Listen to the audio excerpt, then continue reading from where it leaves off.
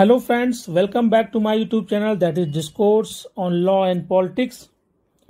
So in today's video we will discuss about a very important judgment which is given by Supreme Court yesterday, that is on the 7th November. So we will discuss that here. तो दोस्तों, आप सबको पता ही है कि supreme court ने 7 नवंबर 2022 को एक महत्वपूर्ण निर्णय दिया और उस महत्वपूर्ण निर्णय का नाम है जिसका नाम है जनहित अभियान वर्सेस यूनियन ऑफ इंडिया। और ये जजमेंट जो है एक कॉन्स्टिट्यूशनल बेंच ने जजमेंट दिया, जिसमें chief justice UU Lalit, justice Dinesh Maheshwari, justice Ravindra Bhat, justice Bela M Trivedi, justice JB Pardiwala, ये जो हैं ये सारे जजेस इस कॉन्स्टिट्यूशनल बेंच के पार्ट थे और इस जजमेंट को उन्होंने दिया। दोस्तों, आप सबको पता ही होगा सुप्रीम कोर्ट ने जो है नवंबर को 2022 को ये जजमेंट दिया कि जो ईडब्ल्यूएस कैटेगरी को जो रिजर्वेशन दिया गया है by the 103rd amendment of the constitution, ये कॉन्स्टिट्यूशनली ये वैलिड है। इस प्रकार का एक जजमेंट आया जनहित अभियान बनाम union of India. Supreme court ने ईडब्ल्यूएस कैटेगरी को सही बताया और 103rd अमेंडमेंट को भी कॉन्स्टिट्यूशनली वैलिड बताया। तो हम आज इस जजमेंट के कुछ मेजर पॉइंट्स को डिस्कस करेंगे इस छोटे से वीडियो में। तो पहला हम जानने की कोशिश करेंगे कि क्या क्या पॉइंट्स थे सुप्रीम कोर्ट के पास जिसको सुप्रीम कोर्ट को डिसाइड करना था, किन किन मुद्दों पे सुप्रीम कोर्ट ने इसको डिसाइड किया है। इन सारे मुद्दों को हम लोग यहाँ पे देखेंगे। तो सुप्रीम कोर्ट को आपको पता ही है कि एक बार मैं एक बैकग्राउंड दे दूं, फैक्ट्स बता दूं।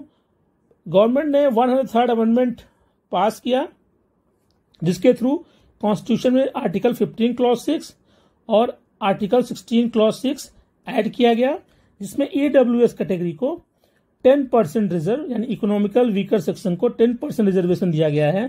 और ये जो रिजर्वेशन है in addition to the pre existing reservation, already आपको पता है 15 में सोशली एजुकेशनली बैकवर्ड क्लास को रिजर्वेशन मिला हुआ है और 16 में बैकवर्ड क्लास और SC ST को रिजर्वेशन मिला हुआ है। तो 15 में SC BC SC ST और 16 में भी बैकवर्ड क्लास SC ST को रिजर्वेशन मिला हुआ है। ये जो लिमिट है रिजर्वेशन की वो है 50%, लेकिन पार्लियामेंट ने क्या किया, 103rd अमेंडमेंट को यूज करते हुए 10% एक्स्ट्रा रिजर्वेशन दिया, किसको, ईडब्ल्यूएस कैटेगरी के लोगों को। तो इसी की कॉन्स्टिट्यूशनलिटी को देखा गया, चैलेंज किया गया कि ये 10% का जो रिजर्वेशन है क्या ये कॉन्स्टिट्यूशनली वैलिड है। इन्हीं पॉइंट्स को सुप्रीम कोर्ट में डिस्कस किया। तो हम लोग चलते हैं, देखते हैं सुप्रीम कोर्ट के सामने क्या मुख्य जो है पॉइंट्स थे वो हम लोग यहाँ पे देखते हैं। तो पहला इशू था सुप्रीम कोर्ट के सामने वो ये था कि whether economic criteria as sole basis for affirmative action violates basic structure, कि क्या केवल आर्थिक आधार पे जो है अफर्मेटिव एक्शन यानी कि रिजर्वेशन अगर दिया जाता है तो क्या वो बेसिक स्ट्रक्चर का वायलेशन करता है। तो ये क्वेश्चन एक सुप्रीम कोर्ट के सामने यहाँ पे था। तो क्या ये बेसिक स्ट्रक्चर का वायलेशन करता है कि मात्र आप जो है आर्थिक आधार पे रिजर्वेशन दे रहे हैं। दूसरा पॉइंट जो सुप्रीम कोर्ट के सामने था वो ये था कि reservation EWS reservation not availing to certain classes whether violates basic structure. So दोस्तों, आपको पता है कि ये जो बेसिक जो रिजर्वेशन है ये जो है कुछ कैटेगरी को नहीं मिलता है। कुछ कैटेगरी का मतलब जो कि ऑलरेडी रिजर्वेशन ले रहे हैं, किसमें, 15 में और 16 में। तो SC BC category and SC ST जो आर्टिकल 15 में है और बैकवर्ड क्लास SC और ST इनको भी जो आर्टिकल 16 में है, पब्लिक एम्प्लॉयमेंट वाले आर्टिकल में, right to equality public employment में, इनको भी ये रिजर्वेशन नहीं मिल रहा है। तो जब आप इन कैटेगरी को एक्सक्लूड कर रहे हैं तो क्या ये बेसिक स्ट्रक्चर का वायलेशन करता है। दूसरा ये प्रश्न था। पहला था कि क्या केवल आर्थिक आधार पर रखना सही है और ये बेसिक स्ट्रक्चर का वायलेशन तो नहीं करता। तीसरा क्वेश्चन जो था, जो सबसे इंपॉर्टेंट और सबसे ज्यादा लोग इस पर डिस्कस करते हैं, कि ये जो 50% की सीलिंग है जिसको ये ब्रीच कर रहा है, क्योंकि ये ऑलरेडी 50% का रिजर्वेशन तो दिया ही गया है इन कैटेगरीज को जो आर्टिकल 15 और 16 में है क्लासेस को। अब उसमें 10% ऐड किया जा रहा है। तो क्या ये 50% का जो सीलिंग है इसको ब्रीच किया जा रहा है, क्या ये जो है बेसिक स्ट्रक्चर का वायलेशन करता है, ये पॉइंट यहाँ पे देखना है।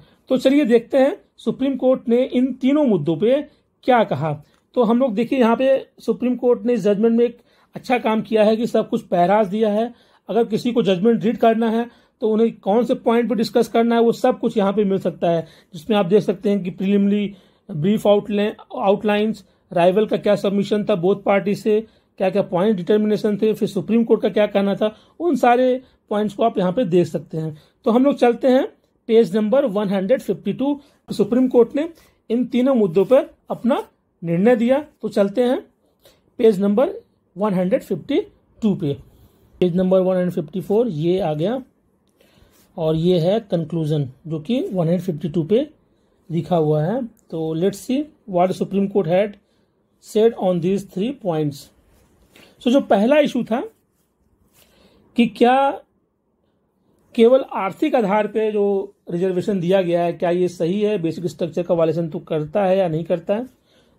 सो सुप्रीम कोर्ट ने क्या कहा, सुप्रीम कोर्ट ने यहाँ पे कहा reservation is an instrument of affirmative action by the state so as to ensure all inclusive march towards the goal of an egalitarian society while counteracting inequalities. It is an instrument not only for inclusion of socially and educationally backward class but for inclusion of any other class or section so disadvantaged as to be answering the description of weaker section. तो supreme court ने यहाँ पे कहा कि reservation जो है या affirmative action जो है सभी कैटेगरी के लिए है। ये केवल जो है सोशली एजुकेशनली बैकवर्ड क्लास के लिए नहीं है, सारे लोगों के लिए है कि सबको जो है मौका मिले कि वो मेन स्ट्रीम में आए। तो अगर वो आर्थिक आधार पे भी हैं यानी इकोनॉमिक आधार पे भी हैं तो उनको भी ये राइट मिलना चाहिए, उनको भी ये रिजर्वेशन मिलना चाहिए। तो इसके बेसिस सुप्रीम कोर्ट ने इस बात को कहा कि ये रिजर्वेशन इकोनॉमिक बेसिस पे दिया जा सकता है। फिर सुप्रीम कोर्ट ने कहा reservation structured similarly on economic criteria does not violate any essential feature of the Constitution of India and does not cause any damage to the basic structure of the Constitution। तो ये केवल आर्थिक आधार पे अगर आप reservation दे रहे हैं तो किसी भी प्रकार के कॉन्स्टिट्यूशन के इसेंशियल फीचर को ये ब्रीच नहीं करता है और न ही ये बेसिक स्ट्रक्चर के किसी फीचर को ये डैमेज करता है। सुप्रीम कोर्ट ने यहाँ पे कहा कि केवल अगर आप इकोनॉमिकल बेसिस पे यानी आर्थिक आधार पे आप देते हैं तो वो जस्टिफाइड है, वो ब्रीच नहीं करता है। दूसरा क्वेश्चन था कि आप कुछ कैटेगरी को एक्सक्लूड कर रहे हैं, जैसे कि SC BC को आप एक्सक्लूड कर रहे हैं, आप जो है बैकवर्ड क्लास को कम एक्सक्लूड कर रहे हैं, आप SC ST को एक्सक्लूड कर रहे हैं। तो इनको एक्सक्लूड करके आप किसी और कैटेगरी को आप रिजर्वेशन दे रहे हैं, इस पे क्या ये बेसिक स्ट्रक्चर का वायलेशन करता है। सुप्रीम कोर्ट ने यहाँ पे कहा exclusion of classes covered by article 15 clause 4, 15(5), 16(4) from getting the benefit of reservation as economical weaker section being in the nature of balancing the requirements of non-discrimination and compensatory discrimination does not violate equality code and does not in any manner cause damage to the basic structure of the constitution। So basically they are saying that ये एक प्रकार से balance create कर रहा है for the people who are those people who are economically poor। So एक प्रकार से ये जो है जो नॉन डिस्क्रिमिनेटरी एक्शन है और ये कंपनसेटरी डिस्क्रिमिनेशन है। और ऑलरेडी SC BC कैटेगरी के लोग और बैकवर्ड क्लास और SC ST के लोग रिजर्वेशन तो उनको मिल ही रहा है। तो इस प्रकार से ये एक प्रकार से balancing kind of the activity है और ये किसी भी प्रकार से इक्वलिटी कोड को वायलेट नहीं करता है। थर्ड पॉइंट कि क्या जो 50% की सीलिंग है क्या वो ब्रीच करने पे क्या ये बेसिक स्ट्रक्चर का वायलेशन करता है। तो यहाँ पे सुप्रीम कोर्ट ने कहा reservation for economically weaker section of citizen up to 10% in addition to the existing reservation does not result in violation of any essential feature of the Constitution of India and does not cause any damage to the basic structure of the Constitution or account of breach of ceiling limit of 50% because that ceiling limit itself is not inflexible and in any case applies only to the reservation envisaged by Article 15(4), 15(5), 16(4) of the Constitution of India। तो supreme court का यहाँ पे कहना है कि किसी भी प्रकार से 10% जो रिजर्वेशन दिया गया है जो कि एक्सीड कर रहा है in addition to the already reservation, यानी जिनको पहले से रिजर्वेशन मिला हुआ है उनको कहीं कोई अफेक्ट नहीं कर रहा। ये इन एडिशन टू दैट है, टू द 50% है उनके लिए जो कि इकोनॉमिकली वीकर हैं, और ये किसी भी प्रकार से जो है कॉन्स्टिट्यूशन के बेसिक स्ट्रक्चर को डैमेज नहीं कर रहा है। उसी आर्गूमेंट में सुप्रीम कोर्ट ने फर्दर एक आर्गूमेंट दिया कि 50% का सीलिंग जो है, लिमिट जो है, ये जो है इज नॉट इनफ्लेक्सिबल। ऐसा नहीं है कि ये बिल्कुल कठोर है और बिल्कुल ये बदल नहीं सकता है। अगर कंडीशंस ऐसी होंगी तो वहां पे ये सिचुएशंस बदल सकती है, और इस प्रकार से सुप्रीम कोर्ट ने कहा कि जो 10% का एडिशनल रिजर्वेशन है वो कॉन्स्टिट्यूशनली वैलिड है। फाइनली अगर देखा जाए तो अगर हम लोग रेशियो की बात करें, फाइनली सुप्रीम कोर्ट ने क्या कहा? सुप्रीम कोर्ट ने ये कहा कि the 103rd constitutional amendment can not be said to the breach of basic structure of the constitution by permitting the state to make special provision including reservation based on the economic criteria. तो जो संविधान का संशोधन है संख्या 103 है, अगर उसके द्वारा स्टेट आर्थिक आधार पर रिजर्वेशन देता है तो किसी भी प्रकार से वो जो है बेसिक स्ट्रक्चर का वायलेशन नहीं करता है। दूसरा, सुप्रीम कोर्ट ने पॉइंट कहा कि the 103rd constitutional amendment can not be said to breach the basic structure of the constitution by permitting the state to make special provision in relation to admission to private unaided institution.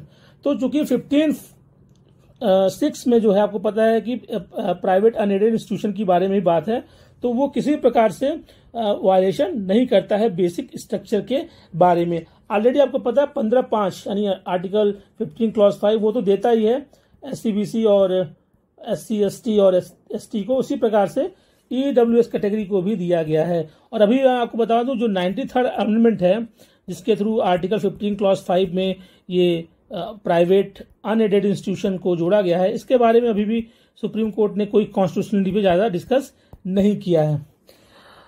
लेकिन अगर इसको देखा जाए तो एक तरीके से supreme court ने उसको वैलिड भी कर दिया है, इनडायरेक्टली अगर देखा जाए, ऐसा समझा जाए तो। The 103rd constitutional amendment can not be said to breach the basic structure of the constitution in excluding the SC/BCs, OBCs, SC/STs from the scope of the EWS category.